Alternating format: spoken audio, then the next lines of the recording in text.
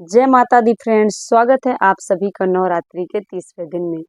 नवरात्रि के तीसरे दिन में नौ दुर्गा यानी कि नौ शक्तियों का जो एक एक दिन अलग अलग शक्तियों की जो हम पूजा करते हैं, आराधना करते हैं, उनकी साधना करते हैं। तो तीसरे दिन में हम उनके किस रूप की साधना करते हैं, उनके किस रूप की हम पूजा करते हैं, अर्चना करते हैं, आराधना करते हैं, आज हम जानेंगे। और उनके इस नाम के पीछे की कथा भी जानेंगे, कैसे उसका महत्व है, कैसे किस बीज मंत्र का जाप करना चाहिए और कैसे हम लॉ ऑफ अट्रैक्शन का यूज करके अपने गोल को अचीव करेंगे। तो चलिए लास्ट तक वीडियो के बने रहें और अगर चैनल में नए हैं तो चैनल को सब्सक्राइब कर ले। वीडियो पसंद आए तो लाइक कर दीजिए, दूसरों को भी शेयर करिए और बेल आइकन जरूर प्रेस करिए ताकि आने वाली ऐसी इंपॉर्टेंट वीडियो का नोटिफिकेशन आप सभी को मिल जाए। तो चलिए वीडियो को स्टार्ट करते हैं। सबसे पहले हम आज जो तीसरा दिन है माता नौ दुर्गा जो चल रही हैं उसमें आज जो तीसरा दिन है तो दुर्गा जी के तीसरे रूप का जो हम पूजा करते हैं, उनकी आराधना करते हैं, उनकी साधना करते हैं। तो हम किस नाम की आराधना करते हैं? चंद्र घंटा। तो माँ चंद्र घंटा नाम से हम उनकी आराधना करते हैं और इसी बीज मंत्र का हम जापा करते हैं, उच्चारण करते हैं।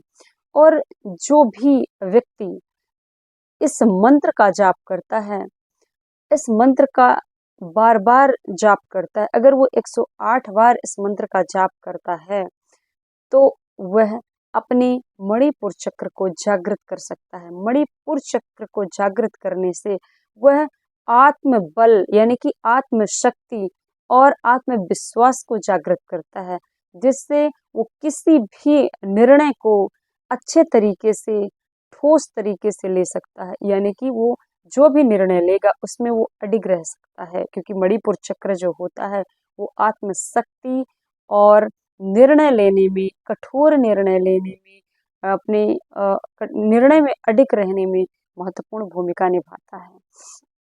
तो चलिए हम इसके पीछे की कथा जानेंगे कि कैसे माँ चंद्रघंटा नाम पड़ा। तो मैंने पिछली वीडियो में भी बताया था कि कैसे उनका नाम ब्रह्मचारिणी पड़ा। अगर आपने नहीं देखा है तो मेरी पिछली वीडियो हो जाइए और जा कर के मेरी पिछली वीडियो को आप देखिए।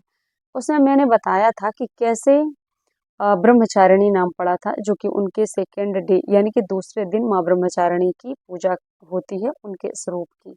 आज जो उनका तीसरा दिन होता है और तीसरा जो उनका रूप होता है वो होता है माँ चंद्रघंटा।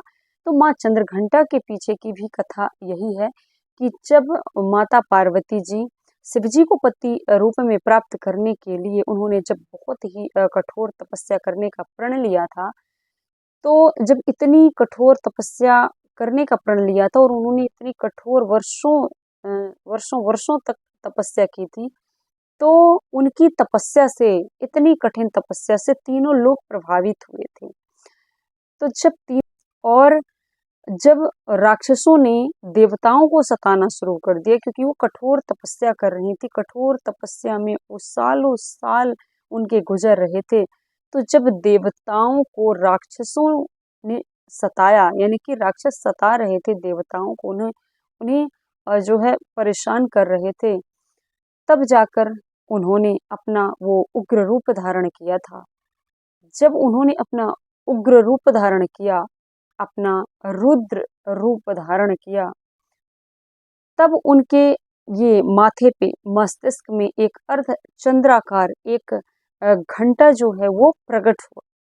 उस अर्ध चंद्राकार घंटा जब प्रकट हुआ तो उनके इस रूप को और उस घंटा की गुंजायमान यानी उनकी गुंजन से, उनकी आवाज से जितने दुष्ट राक्षस थे वो भयभीत हो गए थे।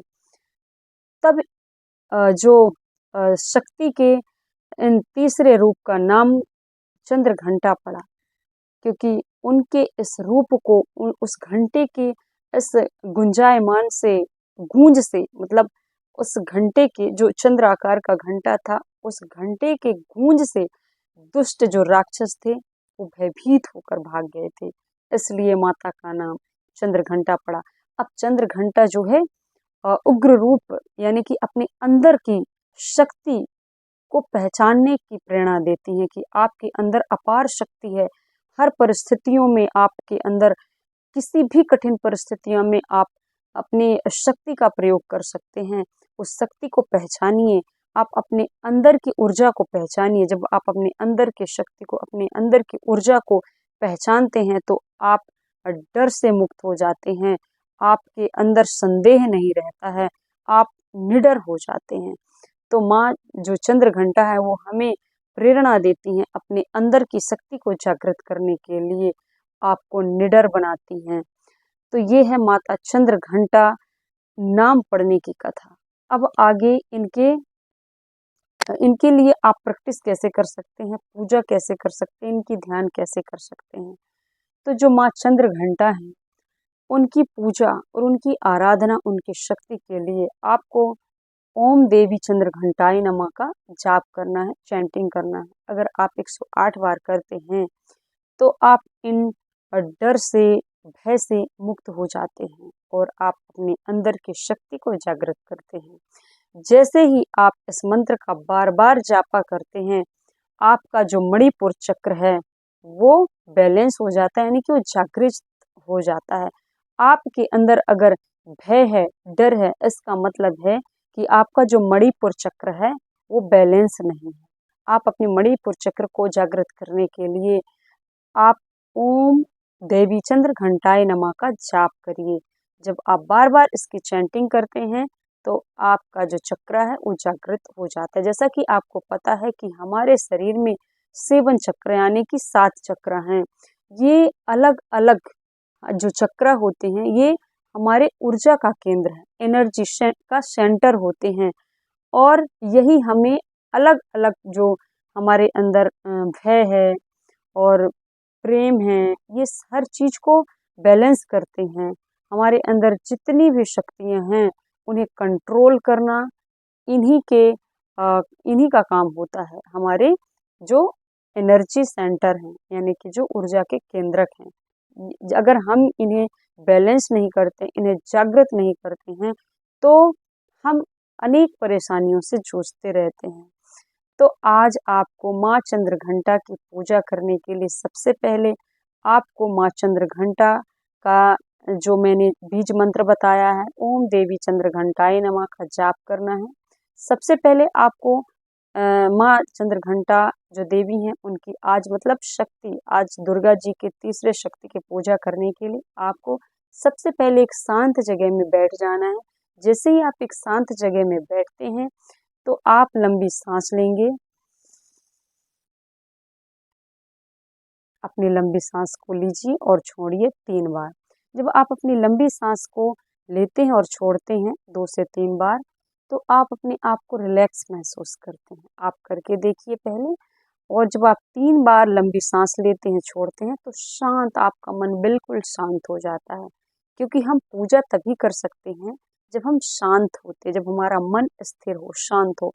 तो जैसे ही हमारा मन शांत होता है तभी हम इस मंत्र का जाप करते हैं और जो भी आपकी इच्छा है, जो भी आपकी गोल है, जो भी आपका डिजायर है, आप उसे विजुलाइज करेंगे। आप अपनी उस गोल को विजुलाइज करिए और फील करिए जैसे कि वो पहले से ही पूरा हो चुका है और आप सिर्फ और सिर्फ महसूस कर रहे हैं, उसे फील कर रहे हैं। तो आप अपने गोल को पूरा होता हुआ फील करिए, उसे महसूस करिए। जब आप अपने अंदर से डर, भय को मुक्त करते हैं तो आप एक हाई वाइब्रेशनल एनर्जी में आते हैं। जब आपकी एनर्जी, आपकी वाइब्रेशन हाई होती है तभी आप अपने गोल को अचीव करते हैं, क्योंकि आपकी जो एनर्जी है वो यूनिवर्स की यानी कि ब्रह्मांड की एनर्जी से अलाइन होती है। जब ब्रह्मांड की एनर्जी से अलाइन होती है तभी आपका जो गोल है उस ऊर्जा को, उस वाइब्रेशन को अपनी ओर अट्रैक्ट करता है, उस एनर्जी को अपनी ओर अट्रैक्ट करता है। लॉ ऑफ अट्रैक्शन हमें यही सिखाता है, यही लॉ ऑफ अट्रैक्शन का रूल होता है कि जैसी आप अपनी एनर्जी वाइब्रेशंस को ब्रह्मांड में छोड़ते हैं वैसे ही आप ब्रह्मांड से अपने लिए सेम एनर्जी को वापस लेकर आते हैं, यानी कि वही चीज़ आपकी लाइफ में अट्रैक्ट होकर वापस आती है। तो माँ जो चंद्र घंटा है वो हमें हमारे निडर होने की, यानी कि हमें हाई एनर्जी में रहने के लिए ये प्रेरणा देती हैं कि आप अपने अंदर से भय, फियर, जो भी आपके अंदर डर है, फियर है और कोई भी निगेटिव जो थॉट्स हैं उन्हें क्लीन करिए और पॉजिटिव थॉट्स क्रिएट करिए। जब आप पॉजिटिव थॉट क्रिएट करते हैं, आप जब डर से, भय से मुक्त होते हैं, तो आप एक हाई एनर्जी में जाते हैं और अपनी एनर्जी को जब निगेटिव एनर्जी से एक पॉजिटिव और हाई एनर्जी में शिफ्ट करते हैं, तो जब माँ चंद्रघंटा का आशीर्वाद हो और आपके आत्मविश्वास की शक्ति हो, आपके अंदर की जब एनर्जी हाई हो, जब ये दोनों मिलती हैं तो आपके लाइफ में चमत्कार होते हैं।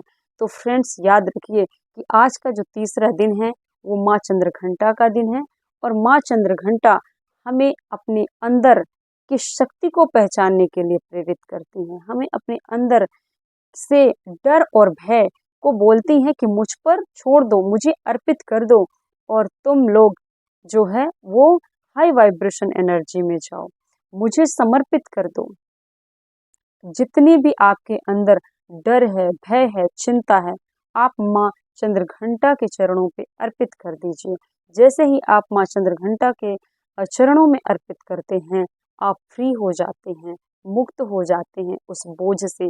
जब आप अपने आप को हल्का पाते हैं, जब अपने आप को लाइट महसूस करते हैं, हल्कापन अपने आप को फील करते हैं, जब उस भारीपन से आप अपने आप को एकदम फ्रेश, हल्का महसूस करते हैं, तो आपकी जो एनर्जी का लेवल होता है वो बहुत हाई होता है और आपकी एनर्जी ब्रह्मांड की एनर्जी से अलाइन हो जाती है और आपके लाइफ में चमत्कार होते हैं।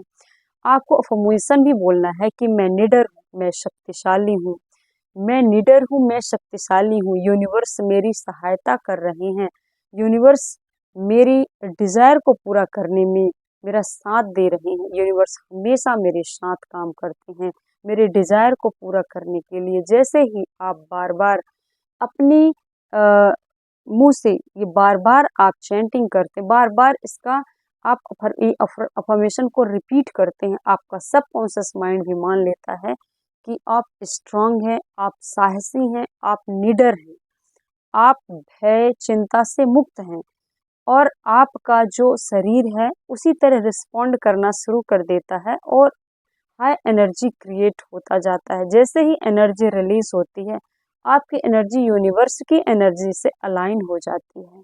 जब आप बार बार ये बोलते हैं कि मैं निडर हूँ, मैं स्ट्रांग हूँ, मैं निडर हूँ, मैं स्ट्रांग हूँ, यूनिवर्स मेरे डिज़ायर को पूरा करने में, मेरी डिज़ायर, मेरी गोल को पूरा करने में वो मेरे पक्ष में काम कर रहा है, यूनिवर्स मेरे फेवर में काम कर रहे हैं, तो वो आपके ही फेवर में काम करना शुरू कर देते हैं। बस आपको बिलीव होना चाहिए। जब तक आपको सेल्फ बिलीव नहीं है, यानी कि जब तक आप आत्मविश्वास से भरपूर नहीं हैं, तब तक कोई भी शक्ति जो है वो आप पर काम नहीं करती है। सबसे पहले आप अपने अंदर की शक्ति को पहचानिए।